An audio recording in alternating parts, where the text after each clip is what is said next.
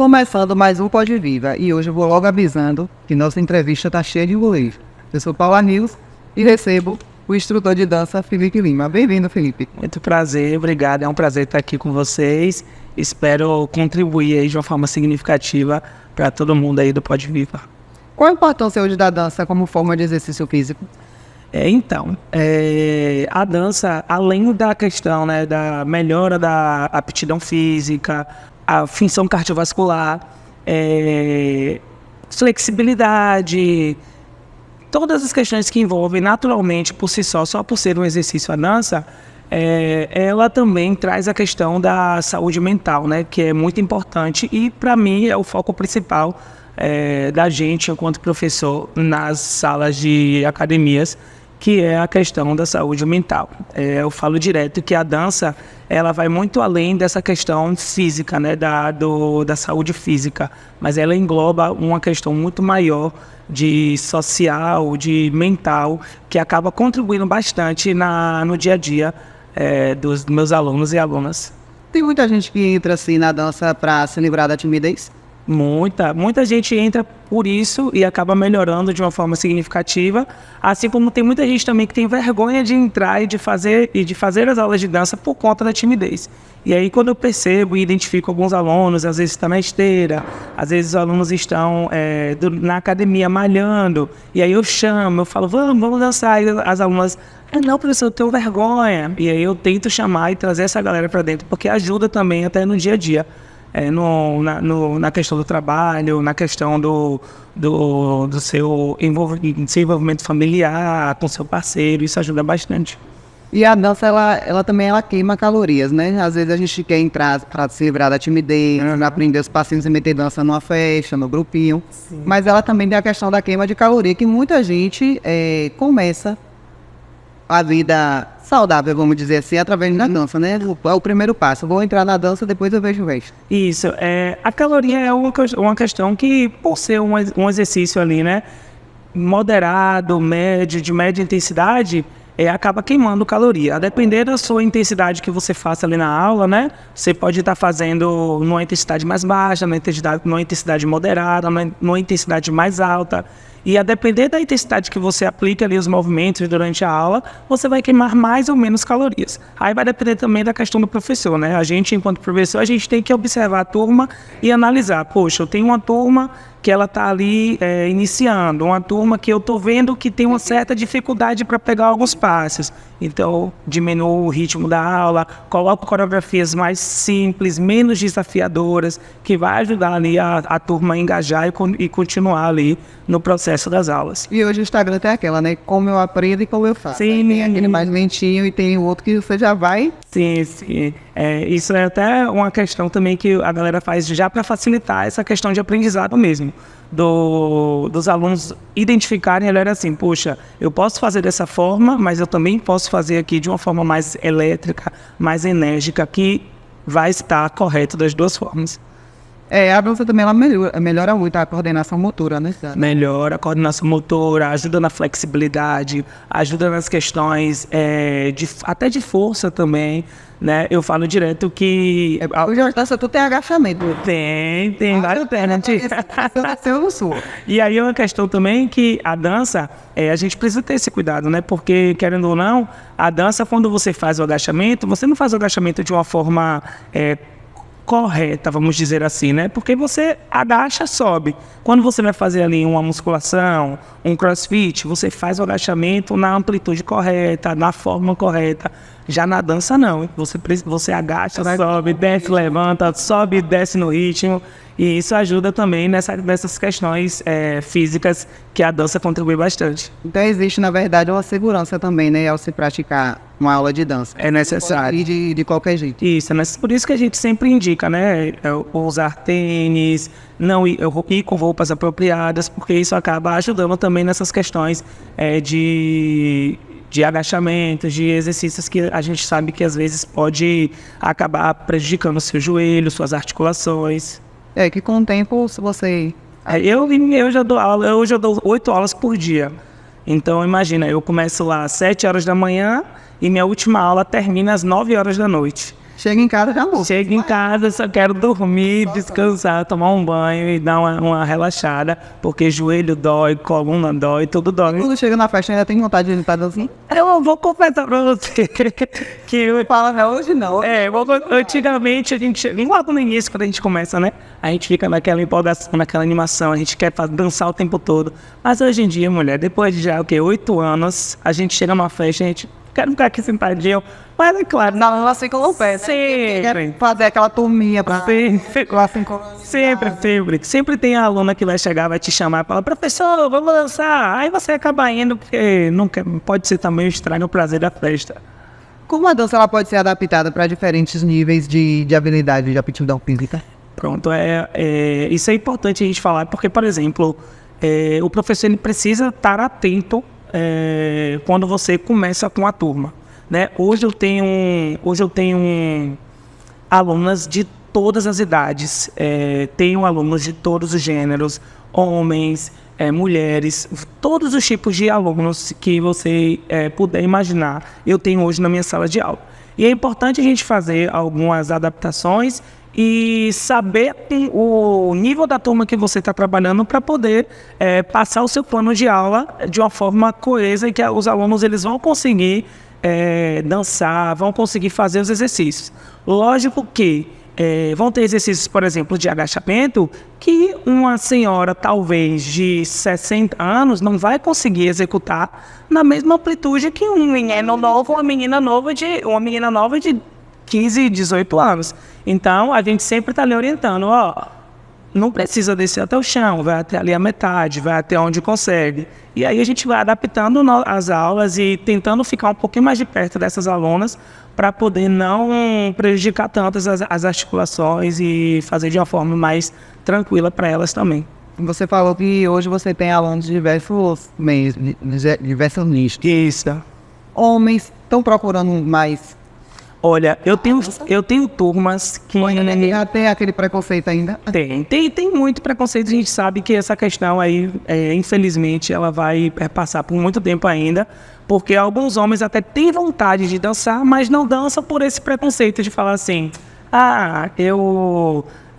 dança é coisa de mulher, eu acho que não vai ficar legal se eu for dançar. Mas hoje eu tenho turmas, inclusive, que, por exemplo, mais da metade da turma é homem, e a menor quantidade da turma é mulher, por exemplo, entendeu? Eu tenho turmas tipo de 8 horas da noite que meus alunos, a maioria é homem, entendeu? Então, tipo assim, hoje eu tenho uma diversidade muito grande de alunos, mas eu sei também que o padrão é que a maioria seja mulher. Na maioria das academias, na maioria dos horários, as alunas são mulheres.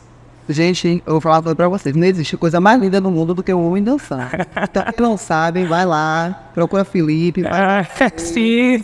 sai duro, sai mole, mas vá, porque é muito bonito o homem dançando, vou logo falando. A frequência recomendada hoje da aula de dança, tem alguma frequência assim? Eu recomendo fazer assim, de 2 a 3 vezes na semana, só que eu sei que meus alunos são fominhas. Que é de segunda a segunda. De segunda a segunda. Hoje eu só dou aula de segunda a sexta. Eu já dei muita aula de sábado e domingo, só que até pela questão do esforço físico repetitivo, do cansaço, eu dei uma reduzida.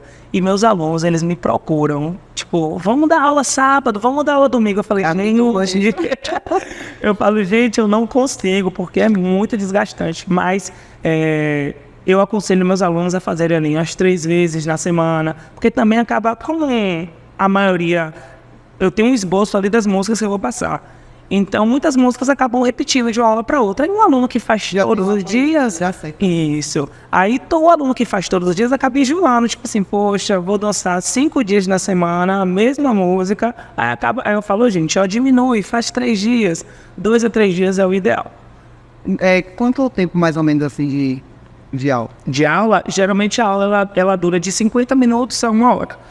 Nessa média de 50 minutos a 1 hora. Não dá pra emagrecer. Dá. Você dançando, se revestindo. A gente queima até 1000 calorias numa aula. Se você fazer uma aula numa intensidade alta, você dá pra queimar aí de 800 a 1000 calorias. Se você vai ter gente agora querendo entrar na dança.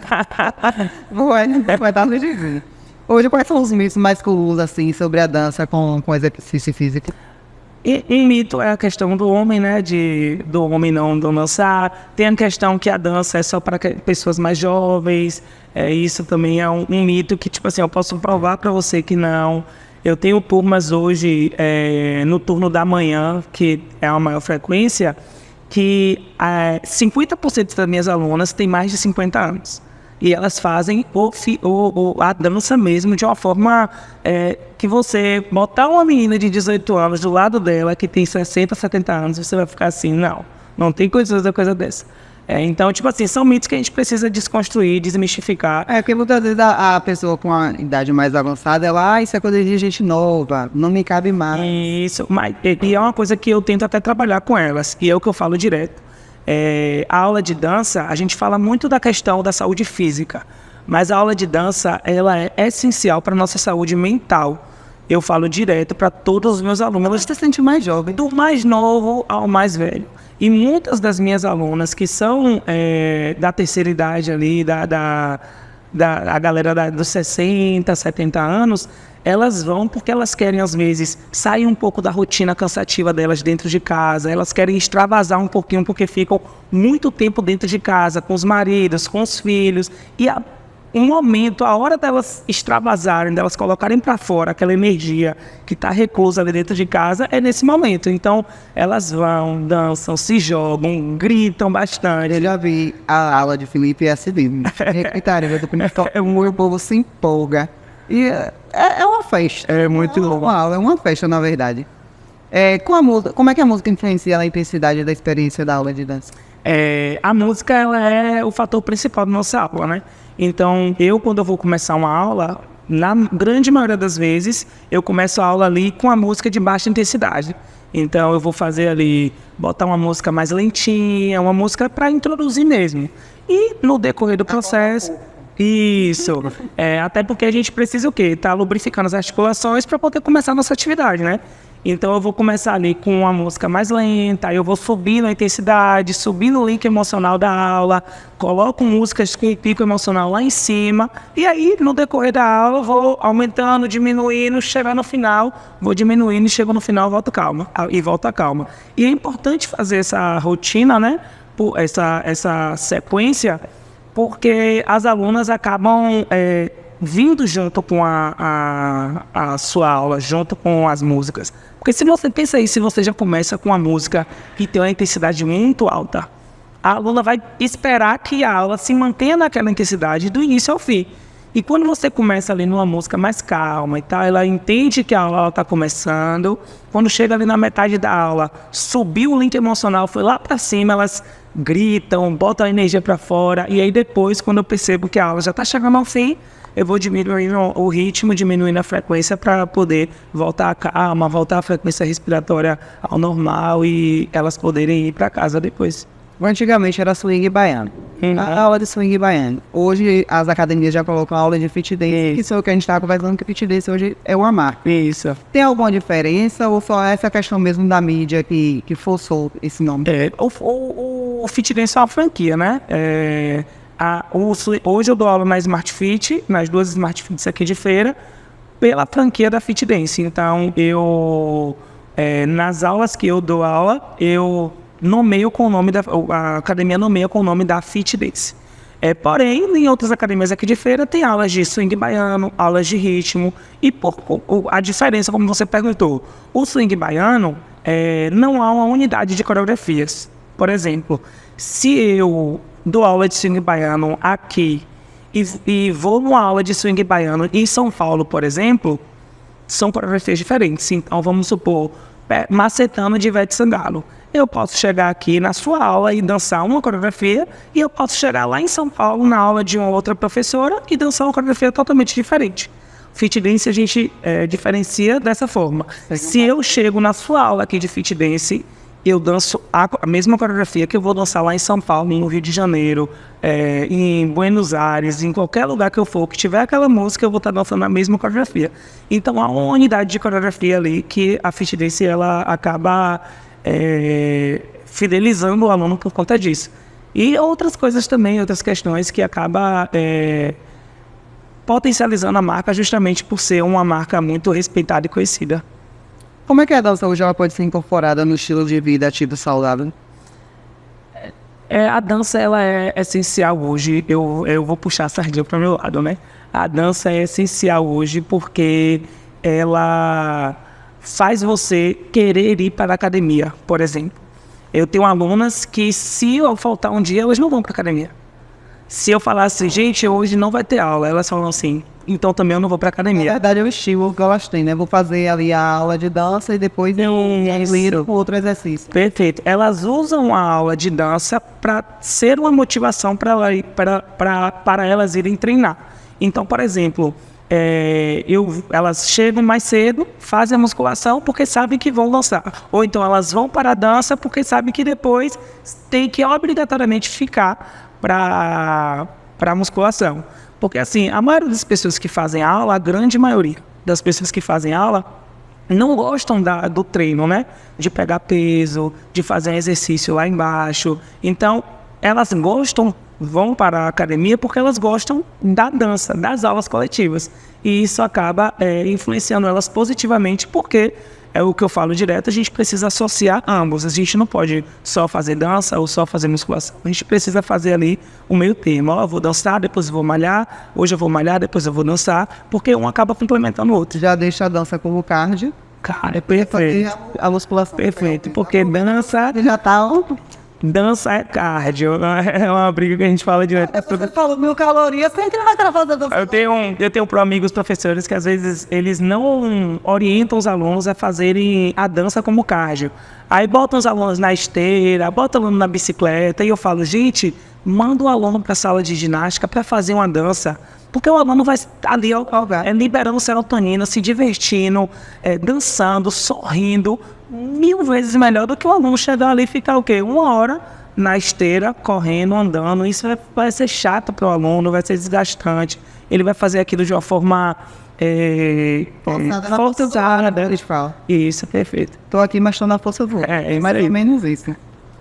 Felipe, você tem mais alguma consideração assim a fazer nesse mundo da dança? Olha, a dança, ela é essencial hoje, como a gente está falando lá no início, né?